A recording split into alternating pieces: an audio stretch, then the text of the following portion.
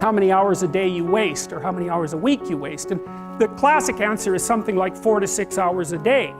You know, inefficient studying, watching things on YouTube that not only do you not want to watch, that you don't even care about, that make you feel horrible about watching after you're done. That's probably 4 hours right there. You know, you think, well, that's 25 hours a week, it's 100 hours a month, that's 2.5 full work weeks, it's half a year of work weeks per year. And if your time is worth $20 an hour, which is a radical underestimate, it's probably more like 50 if you think about it in terms of deferred wages. If you're wasting 20 hours a week, you're wasting $50,000 a year. And you are doing that right now. And it's because you're young, wasting $50,000 a year is a way bigger catastrophe than it would be for me to waste it, because I'm not going to last nearly as long. And so if your life isn't everything it could be, you could ask yourself, well, what would happen if you just stopped wasting the opportunities that are in front of you? You'd be who knows how much more efficient.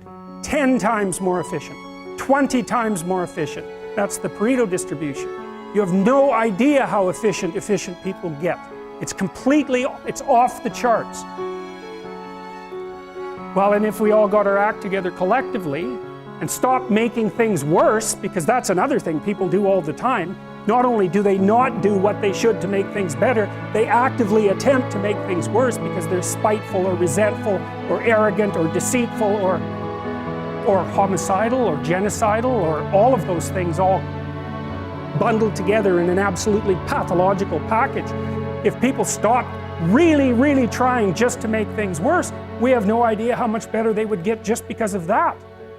So there's this weird dynamic that's part of the existential system of ideas between human vulnerability, social judgment, both of which are major causes of suffering, and the failure of individuals to adopt the responsibility that they know they should adopt.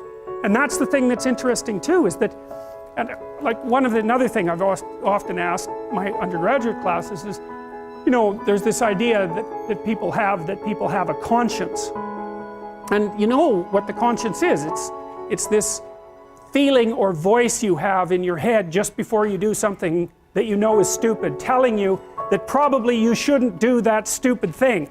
You don't have to listen to it, strangely enough, but you go ahead and do it anyways, and then of course exactly what the conscience told you was going to happen inevitably happens, so that you feel even stupider about it than you would if it happened by accident, because you know, I knew this was going to happen, I got a warning it was going to happen, and I went and did it anyways. And the funny thing too is that conscience operates within people, and we really don't understand what the hell that is.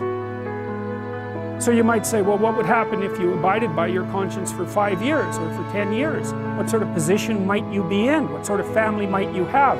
What sort of relationship might you be able to forge? And you can be bloody sure that a relationship that's forged on the basis of who you actually are is going to be a lot stronger and more welcome than one that's forged on the basis of who you aren't.